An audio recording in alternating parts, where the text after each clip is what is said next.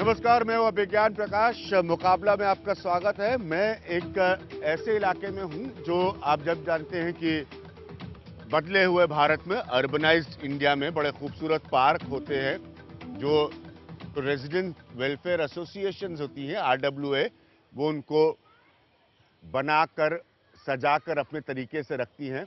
आप थोड़ा सा दूर पर वहां देखेंगे तो बच्चे जो है वो क्रिकेट खेल रहे हैं। दिल्ली की गर्मी का ये मौसम है, लेकिन आज के दिन जब हम शूट कर रहे हैं थोड़ा सा हमें राहत मिल गई है। गर्मी उतनी नहीं है, हवा भी काफी बेहतर चल रही है। मसला बड़ा सरल है और तकलीफ बड़ी गहन। मसला सरल इसलिए है क्योंकि यहां पर रहने वाले लोग इस जनकपुरी के C2 इलाके में दिल्ली के ये जानना चाहते हैं कि उनके यहां बिजली क्यों नहीं आती, और अगर नहीं आती है तो बिजली जब जब नहीं आती तो उसका समय निर्धारित क्यों नहीं होता। क्यों ऐसा होता है कि कभी 2 घंटे के लिए सुबह चली गई, 4 घंटे के लिए शाम चली गई। अब देश के बड़े बड़े नेता जो है, नई सरकार आ गई है, नरेंद्र मोदी प्रधानमंत्री बन चुके हैं। जब वो प्रधानमंत्री बनने की प्रक्रिया में चल रहे थे तो गुजरात मॉडल को राष्ट्र में बेचा गया, लोगों ने एक्सेप्ट किया। गुजरात मॉडल को बेचने में एक बड़ा एलिमेंट ये था कि भाई गुजरात में बिजली नहीं जाती, लेकिन ऐसा नहीं है कि आप किसी प्रधानमंत्री से कोई जादू की उम्मीद करें कि जैसा गुजरात है वैसा 26 मई को उन्होंने शपथ ली है सब कुछ बदल जाएगा। लेकिन दिल्ली की बिजली की समस्या पुरानी है, ये कोई नई नहीं है। देखिए यहाँ सब बेंच पे बैठे हुए हैं आरडब्ल्यूए के लोग। पहले मैं आपको अपने दो साथियों से मिलाता हूँ। ये हमारे यंग नौजवान बेहतरीन रिपोर्टर्स हैं, रवीश रंजन शुक्ला, शरद और रवीश दोनों को आप पहचानते हैं। बाकी ये रेजिडेंट वेलफेयर एसोसिएशन जो है यहाँ की, ये जनकपुरी का जो C2 ब्लॉक है उसके सदस्य, आप लोगों का बहुत बहुत शुक्रिया हमारे साथ आने का, बैठने का। ये बड़ा अव्यवस्थित टाइप का कार्यक्रम है तो इसी में आनंद लीजिएगा। अव्यवस्थित इसलिए है क्योंकि अक्सर आप देखते हैं बड़े बड़े तंबू टाइप के जिप लगे होते हैं और बड़े बड़े शोज होते हैं, तो मैंने कहा भाई उस धारणा को तोड़ा जाए। नरेंद्र साहब बैठे हुए हैं। अब मैं इनको मजाक में कहता हूं कि ये भारतीय जनता पार्टी को ऊर्जा के मसले पर एडवाइस कर रहे हैं, लेकिन बहुत पुराने जानकार और एक्सपर्ट हैं। पावर के बारे में हमेशा मैंने कहा है कि ये मसला सीधे तौर पर सियासत से जुड़ा होता है। सारे नेता इस बात को बहुत अच्छी तरह जानते हैं कि अगर अलोकप्रिय होने का कोई बड़ा सीधा माध्यम है तो वो है बिजली, सड़क, पानी से खिलवाड़ करना। तो ये तो मैं कतई नहीं मान सकता कि कोई भी नेता ये चाहेगा कि उसके राज में या उसके शासन में लोगों का घर न रोशन हो। वो चाहेगा कि जरूर रोशन हो, लेकिन इसके पीछे खराब नीतियां हैं, बहुत सारी पेचीदगियां हैं, नए समय के बिजनेस और सरकार के रिश्तों के पहलू हैं, बहुत सारी प्रॉब्लम्स हैं। मैं सबसे पहले यहाँ पर जो आरडब्ल्यूए के लोग हैं उनसे थोड़ा सा बात करना चाहूँगा। सर, आप लोगों को क्या लगता है कि बिजली दिल्ली में पहले से ज़्यादा आनी कम हो गई है या स्थिति पहले से बेहतर हुई है लेकिन बिजली फिर भी नहीं आ रही है? बात यह है कि पहले से बहुत पावर कट ज़्यादा हो रहे हैं और पानी की हालत भी, वो मैं कहना चाहूँगा कि सीवर जो है ना, पीने वाले पानी में आ रहा है, उससे एपिडेमिक फैलने का बड़ा बड़ा पूरा चांस है। और पावर कट ने इतना परेशान किया हुआ है कि रात को सो नहीं सकते। और सबसे बड़ी परेशानी आप लोगों को पावर कट को लेकर क्या है कि जैसे जब बिजली नहीं आने का कोई समय नहीं निर्धारित है, या बिजली आ ही नहीं रही है इसलिए आप लोग परेशान हैं?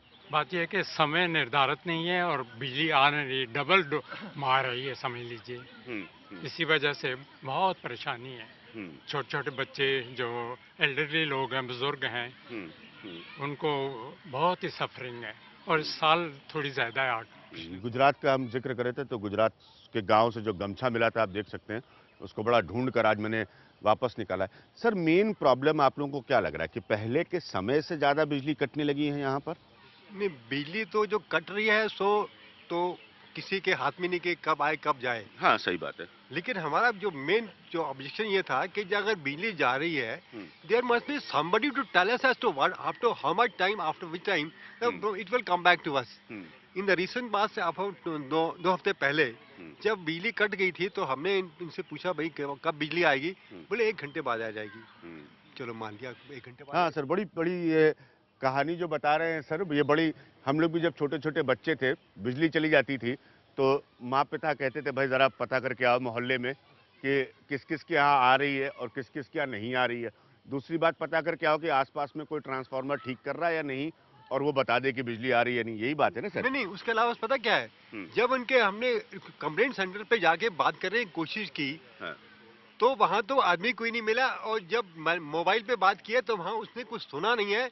मेरे मोबाइल पे कम से कम 50 ऐसी कॉल की गई हैं जो अनरिस्पॉन्डेड है। और रिजल्ट क्या है, अभी आएगी या कब आएगी? रात 12 बजे तक लाइट नहीं आई और हम वेट कर रहे हैं। अब सरल समस्या समझिए, देखिए जो वर्तमान पावर मिनिस्टर हैं वो बड़ी समस्याओं से जूझ रहे हैं। आम आदमी की समस्या देखा, मैंने बताया आपको, बिल्कुल इतनी सरल है कि वो ये जानना चाहते हैं, भाई हम शिकायत कर रहे हैं, सुन लीजिए, हमें बता दीजिए कब बिजली आएगी, हमें बता दीजिए कि हमारे इलाके में बिजली आएगी या नहीं। जैसे मैंने कहा कि बचपन में हम लोग होते थे छोटे छोटे, तो हमारे मोहल्ले में बिजली चली जाती थी तो कहा जाता भाई जरा देख के आओ, पता करके आओ कि बिजली आ रही है नहीं आ रही है। मैं थोड़ा सा महिलाओं से बात करना चाहूँगा, आप में से। मैम, आपको क्या लगता है कि सबसे बड़ी प्रॉब्लम आप लोगों को क्या है? टाइमिंग नहीं पता चल रहा है कि बिजली कब आएगी, कब चली जाएगी? यार, टाइमिंग की तो बहुत ही बड़ी प्रॉब्लम है। जी। अभी करीब 15 दिन पहले मैं अपने गांव में थी। आजमगढ़ में गांव है हमारा जी। वहाँ पे टाइम से जाती थी, टाइम से आती थी, वो भी थोड़ी थोड़ी देर के लिए। बाकी ज्यादातर टाइम वहाँ बिजली रहती थी। जब वापस लौटी हूँ मैं 5-6 दिन पहले, तो मैंने देखा कि यहाँ तो लाइट का बुरा हाल हो रहा है। उस समय मुझे ये पता चला कि 10-12 दिन की ही प्रॉब्लम है, फिर सॉल्व हो जाएगी। तब तक कल कहीं मैंने सुन लिया कि टीवी में ही किसी में देखा कि एनटीपीसी के पास खाली 4 दिन के लिए कोयला बचा है। इसके बाद फिर बिजली गायब, टोटली गायब। तो ये तो बहुत बिल्कुल सदमे में हूँ। मेरा मन हो रहा है फिर से गांव वापस चली जाऊँ। ठीक है, आपका मन हो रहा है गांव वापस चली जाए। मैम, आपको क्या लगता है कि सबसे बड़ी समस्या क्या है कि आपको पता ही नहीं चलता कि आप घर कैसे चलाएं? बिजली आ ही नहीं रही है। बिजली के कट ऑफ, एक तो टाइमिंग्स थोड़ा फिक्स होने चाहिए। हाँ। और बिलिंग जो है वो भी इस मंथ से थोड़ा इंक्रीज होके आ रहा है। हाँ। और जो गैजेट्स हैं वो भी अफेक्टेड होंगे, जैसे फ्लक्चुएशन होती है, तो उससे भी गड़बड़ होता है। सर, आप क्या लग रहा है आपको कि क्यों ये बिजली इस तरह से आपको तकलीफ दे रही है? वादे, कोई ऐसा नेता और पार्टी नहीं है जो बिजली पे वादा ना करे। नहीं, एक्चुअली क्या है कि what is rather disgusting is कि ये जितने पॉलिटिशियन एक दूसरे पे ब्लेम करते जा रहे हैं। जो बीजेपी वाला केजरीवाल को, केजरीवाल जो है किसी और को क्यों करते हैं? Why don't they just say that this is a real problem?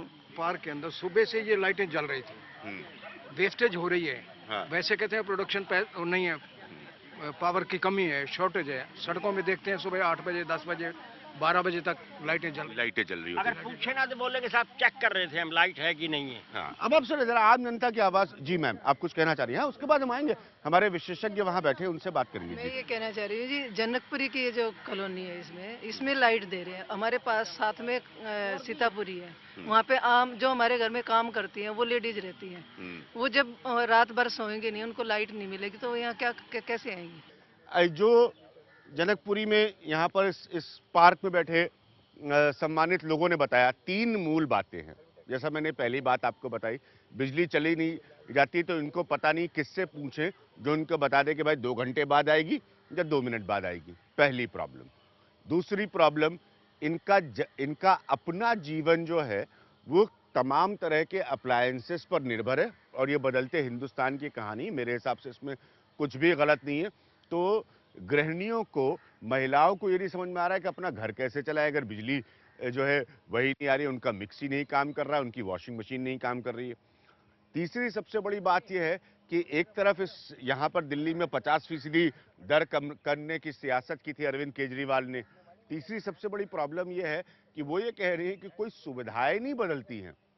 हमारा बिल बढ़ गया है, बिल आ जाता है, कोई सुविधाएं नहीं बदलती। चौथी सबसे बड़ी बात है आम आदमी के तकलीफ से, आम आदमी के दर्द से, कि अगर कभी भी आपका बिजली का बिल बढ़ा हुआ आया, मेरा भी आया, वही रास्ता मुझे भी अख्तियार करना पड़ा, आपको बिल को सेटल करना पड़ता है। उसके बाद अगर आपका बिल गलत है या मीटर रीडिंग में कोई समस्या है या कोई तकलीफ और है, उसके बाद कोई समस्या निकल कर आती। तो अगर मान लीजिए आपके बिजली का बिल 1000 रुपये महीने का है, एक मिसाल दे रहा हूं, और वो 10,000 रुपये आ गया, तो 10,000 पहले आपको जमा करने पड़ेगा, बाकी के 9,000 के सेटलमेंट के लिए। अब विशेषज्ञों के पास आता हूं। नरेंद्र, आप लोग पॉलिसीज को और फैसलों को समझते हैं, ये एकदम आम दिल्ली वासी की आवाज है। ये 4 समस्याएं इनकी बेसिक हैं। देखिए ये हमको समझना पड़ेगा कि जो नीतियों का निर्माण होता है और जो नीतियों का निर्माण जिस हिसाब से खास तौर से पिछले 10-12 साल के अंदर हुआ, उनका क्रियान्वयन हुआ, वो जिस हिसाब से करा गया था, वो उसमें ये पूरा नहीं देख पाए थे कि दिल्ली में बिजली की जरूरत कितनी पड़ेगी। दूसरा, जब इसका प्राइवेटाइजेशन हुआ डिस्ट्रीब्यूशन का, तो वो जो पूरे ठेके दिए गए, आपको भी पता है, वो मतलब जो ट्रांसपेरेंसी के साथ नहीं दिए गए थे। उन कंपनीज को जितना इन्वेस्टमेंट करना चाहिए था इंफ्रास्ट्रक्चर के अंदर, पावर को व्हील करने के लिए जो करना चाहिए था, पावर खरीदने के मैकेनिज्म जो बनाने थे, वो नहीं बनाए गए। रेगुलेटर दिल्ली में बना दिया गया, रेगुलेटर के ना हाथ है ना पैर है ना, मतलब उसमें एम्पावर्ड ही नहीं, पूरी पावर इक्विपमेंट ही नहीं है, लोग ही नहीं है उनके पास, वो रेगुलेशन कर ही नहीं सकते। दूसरी तरफ क्या हुआ कि जितना भी एक पिक्चर ली गई थी, वो जो पिक्चर ली गई थी कि इतनी बिजली की खपत होगी, दरअसल बिजली की खपत उससे ज्यादा है। क्योंकि हमारे दिल्ली के अंदर, खासतौर से दिल्ली शहर में क्या हुआ है कि दिल्ली, भारत के अंदर देखा जाए तो दिल्ली एक सबसे विकसित इलाका आज की तारीख में बन चुका है, और जो एनर्जी गवर्नेंस है वो यहाँ पे बहुत ज्यादा है। ऊर्जा को लेके, बिजली को लेके राजनीति जितनी दिल्ली में होती है, शायद पूरे हिंदुस्तान में कहीं नहीं होती। हमने खासतौर से जो 49 दिन की सरकार आई थी उसके टाइम में देखा। दूसरी तरफ यहाँ पे ऐसी तमाम एरियाज है जहाँ के लोग पैसे देते नहीं है। अच्छा, दूसरी तरफ यहाँ ऐसे भी इलाके हैं जहाँ पे बैठ के बड़े बड़े लोग रहते हैं, सरकारी फैसले करते हैं, और वहाँ पर आपको बिजली उनको 24/7 मिलती है। तो लेकिन इसमें हमको मेरा यह मानना है कि जब तक हम ऐसा सिस्टम डेवलप नहीं करेंगे जिसमें जो कंज्यूमर है वो स्टेक होल्डर बने इन चीजों को लेकर के, कि इस इलाके की जनकपुरी की बिजली जो है वो उनका बड़ी बातें हुई, मैं उनसे भी पूछूंगा। भाई सिंपल सी चीज वो ये जानना चाह रहे हैं, बड़ी सिंपल सी। वो कह रहे हैं कि भाई मान लीजिए हम यहाँ बैठे और सामने वाले ब्लॉक में बिजली चली गई, हम दौड़ के जाएं और किससे पूछें? वो ये कह रहे हैं, उन्होंने बताया कि साहब मैं 50 फोन कॉल कर चुका हूँ, कोई बिल्कुल, हाँ, ये उसका एक ही तरीका हिसाब हो गया कि साहब थाने में जाइए। नहीं, उसका यही तरीका है, उसका एक ही, इसके और कोई तरीका नहीं है। टेक्नोलॉजी को तो लाना ही पड़ेगा, लेकिन दूसरा तरीका यह है कंपटीशन। जैसे जनकपुरिया, आप ऑप्शन दीजिए कि 3 यहाँ पे डिस्ट्रीब्यूटर्स हैं, आप जो सही नहीं देता आप दूसरे दिन ही उसको चेंज कर लीजिए। जब तक हम यहाँ पे कंपटीशन नहीं लाएंगे और हर कंज्यूमर को कम से कम 3 विकल्प नहीं देंगे कि आप चुन सकते हैं, एक कंपनी सरकारी है, एक ए है, एक बी है, और अगर इसके साथ में कोई सी भी, अगर 4 भी ला सकते हैं, तो जब तक हम इसके लिए कानून नहीं बदलेंगे, इसके लिए व्यवस्था नहीं बनाएंगे और इसके हिसाब से पूरी बिजली की अर्थव्यवस्था तैयार नहीं करेंगे, तब तक ये समस्या बनी रही। एक चीज का ध्यान रखिए, जो आज हम दिल्ली की समस्या की बात कर रहे हैं, मैं चाहता हूं विज्ञान कुछ 2 लोगों से आप एक चीज की प्रतिक्रिया भी लें कि हमारी देश के नागरिक हैं 35 करोड़, जिनके घर में बिजली उन्होंने आज तक देखी नहीं है। जब दिल्ली को कई दफे बिजली प्रदान की जाती है तो कहीं ना कहीं किसी की बिजली जो है गुम करी जाती है, इसलिए कि दिल्ली को मिले। अब वो तो और भी गड़बड़ हिसाब है, वो तो और भी गड़बड़ हिसाब है। ये बात है, जब नॉर्दर्न ग्रिड कोलैप्स हुआ था नरेंद्र, यही तो प्रॉब्लम थी कि आपने ओवर विड्रॉ की बिजली, जिसकी वजह से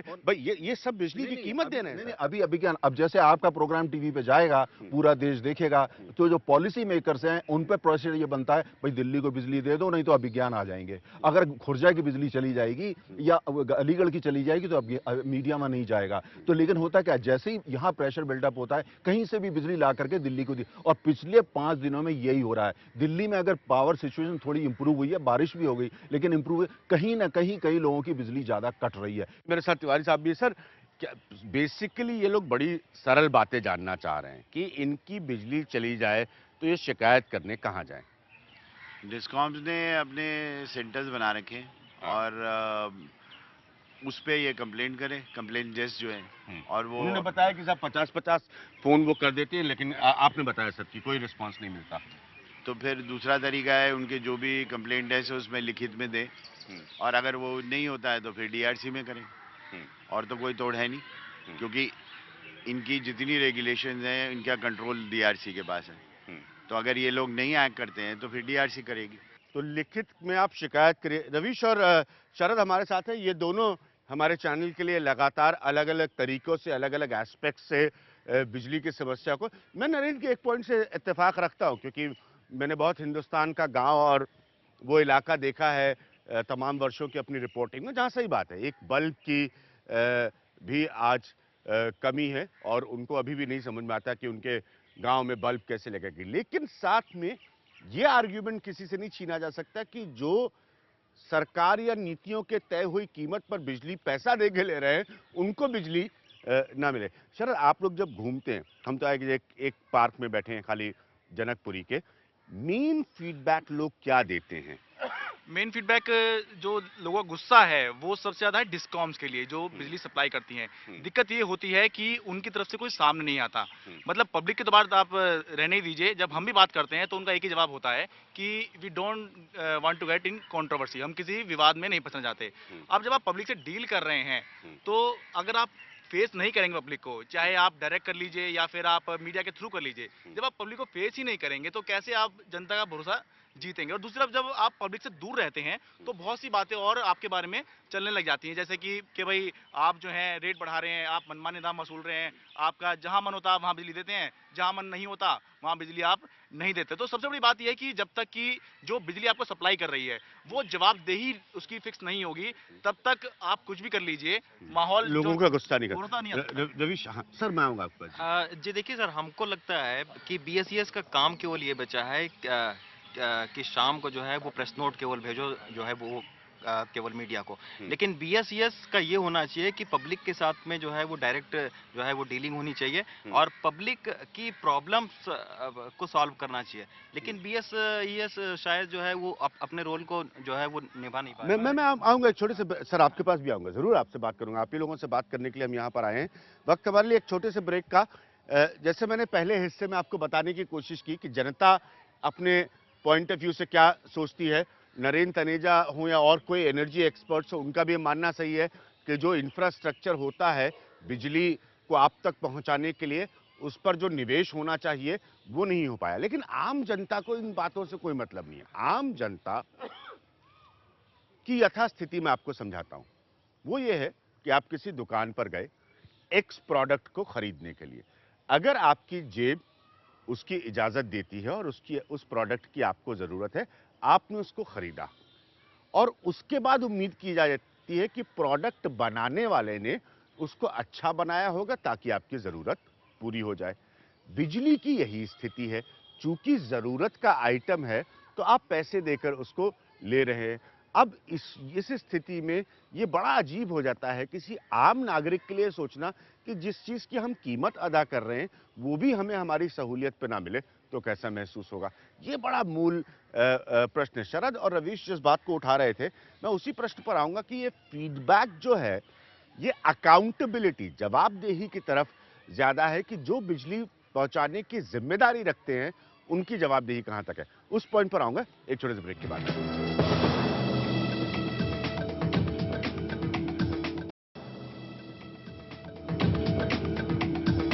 मैंने ब्रेक में पहले जाने से पहले आपसे कहा था कि जो लोग बिजली सप्लाई करने की जिम्मेदारी रखते हैं उनकी अपनी तमाम दलीलें हैं, इसमें कोई दो राय नहीं है। उनकी तरफ शरद और रवीश, हमारे दो रिपोर्टर्स, का मानना है कि उनकी तरफ लोगों की नाराजगी ज्यादा है। सर, आप कुछ कहना चाह रहे थे, प्लीज। मैं ये कहना चाह रहा था कि अगर आप जो अप्रूव्ड कॉलोनी जैसे जनकपुरी है, I am convinced there is not much problem. Most of the problem is only in the unapproved colonies, which are only vote catchers just before elections. बहुत सारी colonies regularize हो जाती हैं without making any preparations for making these सियासत के लिए, vote के लिए minimum supplies, जो sewer, electricity, water, nobody bothers about them. हाँ, शरद, आप मैं एक चीज कहना चाहता कि अभी जो बिजली की स्थिति है, बिजली एक तरह की सर्विस है, तो उसमें मोनोपोली है। क्या मतलब बिजली आ गई तो भी ठीक है। नरेंद्र तनेजा ने कहा कि आप कंज्यूमर को चॉइस जैसे मोबाइल फोन है, मतलब लोग समझे कि जैसे मोबाइल फोन है, आपको एक सर्विस ठीक नहीं लग रही तो आप दूसरी कंपनी चेंज कर लेंगे, तो कंपनी उस पर ध्यान देती है कि हमारा कस्टमर चलाना जाए। यहाँ पर तो कंपनी को ध्यान देने की जरूरत नहीं है, आप जाओगे कहाँ, वही वाली स्थिति है। तो इसलिए सब कुछ जैसा 2002 के बाद भले ही आप कह लीजिए कि प्राइवेट हो गया है, लेकिन प्राइवेट होने के बावजूद अभी तक मोनोपोली है, और जब तक कि मोनोपोली खत्म नहीं होगी। बात और सर समझनी पड़ेगी कि दिल्ली के पास में बुनियादी ढांचा नहीं है, तो कोई दूसरी अगर कंपनी आती है तो यहाँ पर बुनियादी ढांचा नहीं है उनके लिए, तो कैसे वो यहाँ पर जो है वो काम करेगी। तो ये भी एक जो है वो देखने वाली बात। They are educationally supported by inverters and services are there. कोई हमें पंखा पे दे। I have not been able to. अगर 2 से 3 घंटे की बिजली, let me tell you one thing. I have not used my AC even for a single day till now. Only I am dependent on my cooler. So the person should also appreciate that India is a so large a country. Where is the electricity being generated for Delhi? How it is coming? All these problems should be taken care of, and we should also try to contribute in the saving of the electricity as ठीक far है, as. बहुत बढ़िया point रखा आपने कि बिजली बचाने के लिए हम क्या करें। ये देखिए बड़ा अच्छा पॉइंट। टाइम पे बता दिया जाता है लोगों को कि ये टावर गिरे हैं, लोगों को तो पता ही नहीं लगा 6 दिन हुआ क्या है, इसकी इन्फॉर्मेशन लोगों को नहीं मिली। अगर एलजी पहले मीडिया को बुला के कहता है ये प्रॉब्लम है तो लोगों को दिक्कत ना होती। ठीक है, अगर पहले से हाँ जी, इंफ्रास्ट्रक्चर इतना वीक क्यों था कि टावर क्यों गिर गए? हाँ बाकी नहीं गिरे। कभी ये मेट्रो का देखो शेड बने हुए हैं, वो नहीं गिरे। बाकी इंस्टॉलेशंस हैं, टीवी टावर्स लगे हुए हैं, वो नहीं गिरे। बस इस आपके माध्यम से मैं एक बीएसईएस को जरूर ये मैसेज दिलवाना चाहूँगा कि अगर वो जनकपुरी की सभी रेजिडेंट वेलफेयर एसोसिएशंस को एक रोस्टर, एक शेड्यूल बता दे कि बिजली कब नहीं रहेगी, तो हम उसको आम पब्लिक में, एक हमारे पास आजकल तो फोन का सिंपल माध्यम है। हाँ, क्या आप एसएमएस ही करके बता दीजिए। सिंपल एक किसी भी पदाधिकारी को, किसी भी आरडब्ल्यूए के एक एसएमएस कर दें कि आज इस समय तक बिजली नहीं रहेगी, या इस हफ्ते का एक शेड्यूल।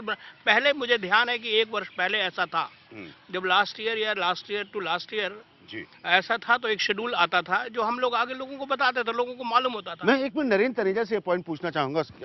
नहीं, वो वापस बार बार ये चीज कह रहे हैं, क्या ये संभव है?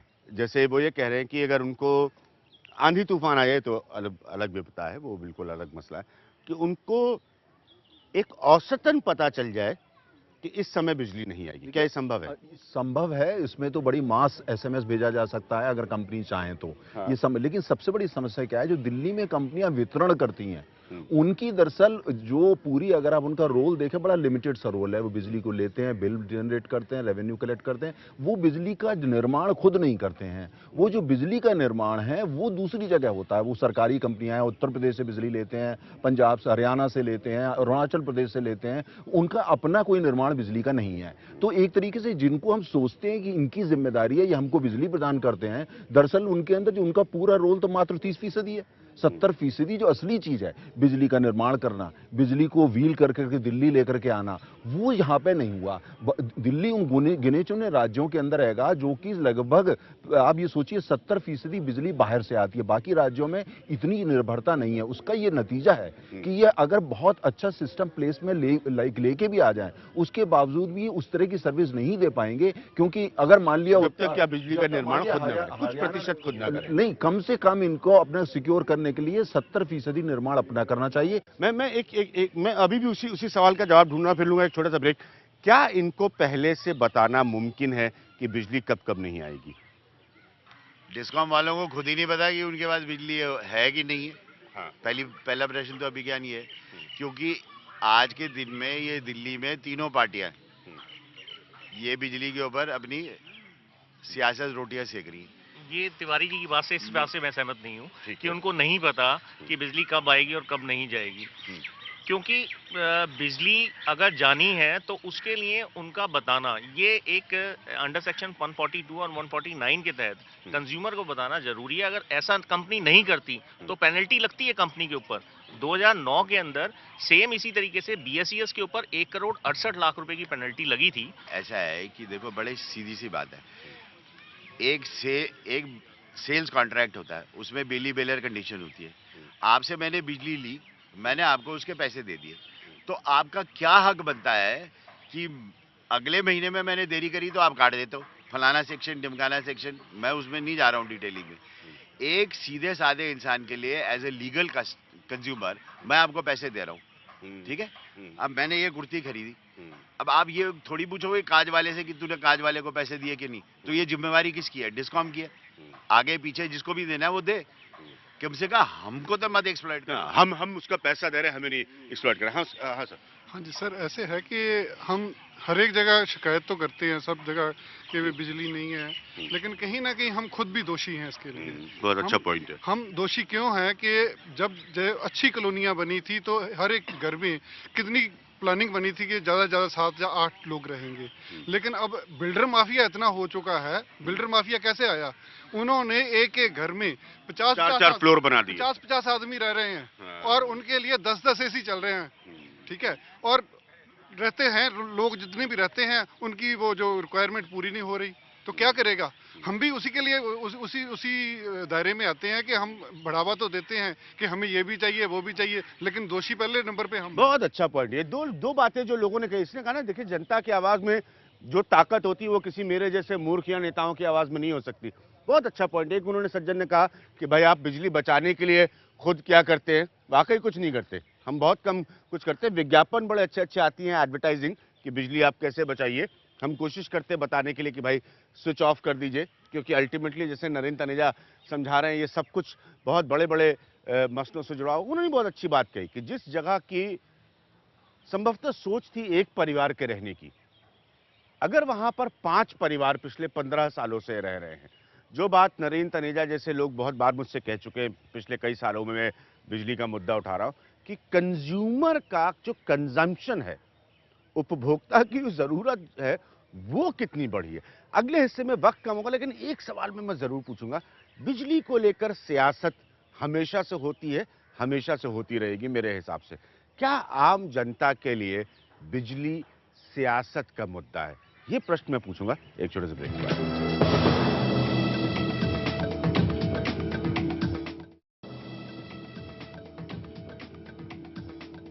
इस हिस्से में प्रश्न ये पूछूंगा कि बिजली पर सियासत होती रही, ये बहुत पुरानी बात है, मैं इसको बहुत अच्छे से समझता हूँ। मेरा ये भी बहुत मानना है, और ये आकलन पर आधारित है, कि किसी भी नेता या पॉलिटिकल पार्टी ने बिजली पर सियासत करते हुए गलती की है तो जनता उसको बहुत बुरी तरह से प्राइस पे करने के लिए मजबूर करती है। कीमत जो है वो नेता और पॉलिटिकल पार्टी को अदा करनी पड़ती है। शरद, मैं आपसे आऊँगा, क्योंकि आपने आम आदमी पार्टी को एक जर्नलिस्ट के तौर पर बहुत करीब से कवर किया।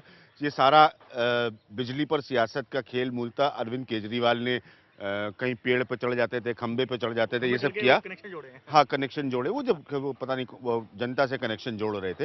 लेकिन क्या वाकई दिल्ली में पावर पॉलिटिक्स आम जनता के लिए एक मुद्दा है? मुद्दा तो है, और यही मुद्दा पकड़कर जब अरविंद केजरीवाल ने आम आदमी पार्टी बनाई थी, तो जो पॉलिटिक्स शुरू हुई थी वो प्राइस की पॉलिटिक्स थी कि बिजली के दाम के पिछले 3 साल में बिजली के रेट जो है डबल हो चुके हैं। तो चुनाव तक और अभी तक भी जो राजनीति इस पे हो रही थी वो केवल प्राइस को लेकर थी कि दाम कितने होने चाहिए। बीजेपी ने कहा कि हम 30% दाम कम करेंगे, अरविंद केजरीवाल ने कहा हम दाम आधे कर देंगे। कुछ हद तक उन्होंने दाम कम किए भी, लेकिन अब तो खैर वैसे ही हो गए। लेकिन अब की बार जो पॉलिटिक्स हो रही है वो सप्लाई की पॉलिटिक्स हो रही है, क्योंकि अब प्राइस की बात नहीं है, क्योंकि बिजली जा ही नहीं रही है, कहाँ से आएगा। बड़ा अच्छा पॉइंट रखा शरद ने। रवीश, सियासी मुद्दा है? जी देखिए, अभी आप देखिए कि कांग्रेस रोजाना एक जो है वो धरना प्रदर्शन कर रही है, तो बिजली को एक बड़ा मुद्दा बनाकर कांग्रेस ये चाह रही है कि विधानसभा चुनाव को जीता जाए, इसीलिए रोजाना धरना प्रदर्शन। खास तौर पे उन इलाकों का मुद्दा, जैसे ये यहाँ पर सबने कहा कि बहुत लोग यहाँ अच्छे से रहते हैं, इतनी दिक्कत, खासकर उन इलाकों का मुद्दा है जिसे हम अनऑथराइज कहेंगे, या हर इलाके का मुद्दा है बिजली? जी देखिए, बिजली उन इलाकों के लिए ज़्यादा मुद्दा है क्योंकि रेवेन्यू जनरेशन वहाँ से कम है, तो बिजली की जो कटौती है वो वहाँ पर ज़्यादा होती है, तो लोग बहुत ज़्यादा वहाँ के परेशान हैं। प्राइवेट कॉलोनी में रहता हूँ जी, तो हमारी काफ़ी समस्याएं तो इनसे मिलती जुलती है। एक दो समस्याएं जो है, एक तो फ्लक्चुएशन जो है, रात को मतलब के 200 से एकदम 100 पे आ जाती है। जो हमारे इलेक्ट्रिकल गैजेट्स हैं, फ्रिज है, टीवी हैं, ये ख़राब हो जाते हैं, कंप्यूटर है, ये ख़राब हो जाते हैं, एकदम जाएगी, और ये कंटिन्यू प्रोसेस है, सुबह तक चलता रहता है। और दूसरा जो वायर्स, फीडर्स वायर्स है, वो बड़े हैप्चेटर्स मैनर में डाले हुए हैं। वही इंफ्रास्ट्रक्चर का मसला जो लोग उठाए थे, इन्होंने पता। लेकिन आपको लगता है बिजली के मसले पर सियासत होती है दिल्ली में? ये तो सभी को पता है सर। क्या है? बिल्कुल सर। सर, आपको लगता है बिजली के मसले पर लोग वोट डालते या न डालने का फैसला करते हैं? सियासत होती है, क्योंकि ये इशू जो है ये पब्लिक रिलेटेड है, ऑब्वियसली सियासत will come into it, but what I personally feel is that it should be not सियासत, but it should be a pressure of the जनता for the government to perform. क्या बिजली वो मसला है जिस पर आप किसको वोट दें और किसको ना दें ये तय करेंगे, या तय कर सकते हैं? बिजली के ऊपर बोर्ड तो बिल्कुल निर्भर नहीं करती, ठीक है, क्योंकि ये बिजली का डिपार्टमेंट, एनर्जी का डिपार्टमेंट जो है, मिनिस्टर क्या कर रहेगा कोई भी उसके लिए, अगर कोई वोटिंग वाले भी हैं, ये तो अपनी जो ब्यूरोक्रेसी है, जो अपने ऑफिशियल्स हैं, ये तो उन्होंने देखना ना प्लानिंग क्या है हमारी। क्या बिजली वो मसला हो सकता है जिसपे कोई तय करे कि वोट किसको देना या किसको ना देना, कांग्रेस को देना, बीजेपी को देना, आम आदमी को देना? बिजली एक एसेंशियल आइटम है, ठीक है। ये गवर्नमेंट का काम है प्रोवाइड करना, जाए जैसे मर्जी करे। और ये अगर आप देखेंगे कि जब भी बिजली जाती है तो किसको बैठ पूछते हैं, भैया डिस्कॉम जवाब नहीं देता। उसके बाद रेगुलेट खुद रेगुलेट हो चुका है, उसका कोई रोल ही नहीं रह चुका, रेगुलेट हो गया है। तो किसको कहें हम लोग? हम तो उसी को कहेंगे भैया जो हमको बिजली दे रहा है ठीक से। नहीं, मैं पॉइंट समझ गया सर, लेकिन क्या बिजली वो मसला है जिस पर आप तय करेंगे कि इस पार्टी को वोट देना है, इसको नहीं देना है? देखिए, हर चीज इस मॉडर्न जमाने में बिजली पे ही डिपेंड है। ठीक है। घर में रहना है, पानी चढ़ना है, सवेरे सारी लिविंग आइटम, हर नेसेसरी आइटम बिजली से जुड़ी हुई है। नहीं, मैं इसलिए पूछ रहा हूँ, जब अरविंद केजरीवाल आए थे तो शरद, अगर मैं सही बता रहा हूँ, अरविंद केजरीवाल ने पहला फैसला ये लिया था 50% टैरिफ कम करने का। शुरुआती फैसलों में यही फैसला। हाँ, तो मेरा कहने का मतलब ये है कि वो तो एक सियासी फैसला था जी, वोट अपनी तरफ करने का। वोट अपनी तरफ करने का, तो वोट पड़ता है इस मसले पर? बिल्कुल पड़ता है, 100% पड़ता है। यहाँ सबसे बड़ी परेशानी क्या है कि होलिस्टिक प्लानिंग नहीं है किसी चीज़ में, पहली बात। और जैसे टेलीफोनों में हुआ, अरे हम कह रहे हैं जो भी पब्लिक पॉलिसी बनानी है, छोड़ो ये सियासत, मतलब तीनों को, ऐसी पब्लिक पॉलिसी बनाओ जिसके अंदर कंज्यूमर हो, वो नहीं जो सारे उनका पार्टिसिपेशन हो। बिजली कुछ लोगों को फ्री दिया जाता है। हाँ। और वो मैक्सिमम बिजली का इस्तेमाल करते हैं, उनका पैसा हम लोग साधारण लोग देते हैं। ऐसा बिजली फ्री क्यों दिया जाता है? आप एग्जाम्पल के लिए मैंने अखबार में पढ़ा कि अभी जो हमारे प्राइम मिनिस्टर पहले थे, उनको बिजली और पानी फ्री कर दिया गया। प्रतिभा पाटिल को भी बिजली और पानी फ्री कर दिया गया। तो क्या वो लोग गरीब थे जो बिजली और पानी नहीं दे सकते? मैं ये जानना चाहता हूँ। बहुत बढ़िया पॉइंट है। इन बुजुर्गवार का मानना है कि हमारे पूर्व प्रधानमंत्री है या राष्ट्रपति, उनका मानना है, ये उनकी दलील है, तो उनको फिर बिजली क्यों फ्री मुहैया कराया जाए। वक्त हमारे लिए आखिरी हिस्से में आने का, एक ब्रेक का वक्त बिल्कुल कम है। हम हमेशा बात करते हैं समाधान की, उसके बगैर मैं कभी इस कार्यक्रम मुकाबला को समाप्त नहीं करता। मैं आऊँगा नरेंद्र तनेजा के पास, भारतीय जनता पार्टी के इस वक्त सरकार है केंद्र में, और बात करेंगे, बहुत कम वक्त होगा, सिर्फ और सिर्फ समाधान की, सॉल्यूशन।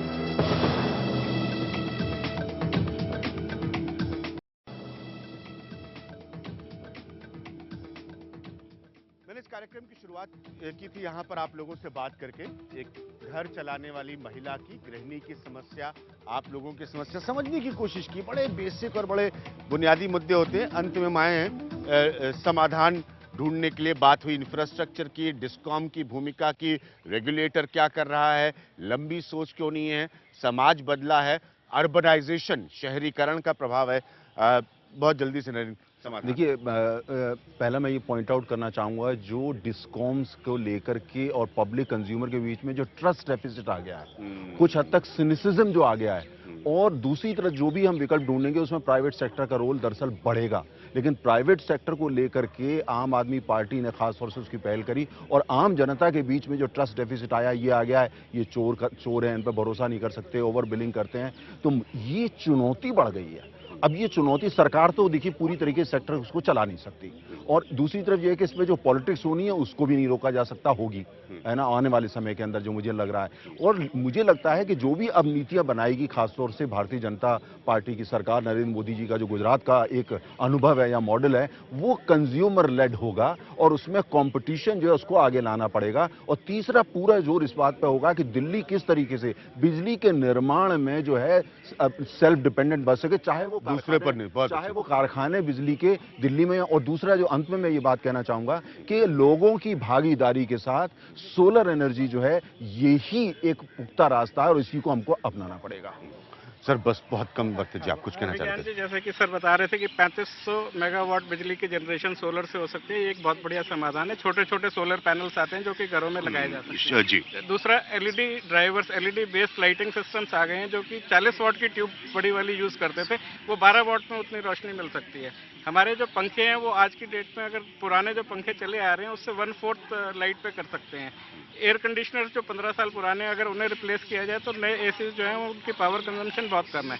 अब एक सरकार दिल्ली में बैठ गई है, कम से कम केंद्र सरकार के हिसाब से हम बात कर रहे हैं, और वो केंद्र सरकार जो है एक अच्छे मैंडेट के साथ बैठ गई। बैठने वाली सरकार की बात कर रहा हूं, मैं भी बैठ जाऊं, तो अब उसको नीतियां बनाने में कोई बड़ा मसला मेरे हिसाब से नहीं होना चाहिए। हालांकि इस मुल्क में किसी भी नीतियां बनाने की प्रक्रिया में एक बहस होना बहुत अनिवार्य है, बहुत ज़रूरी है।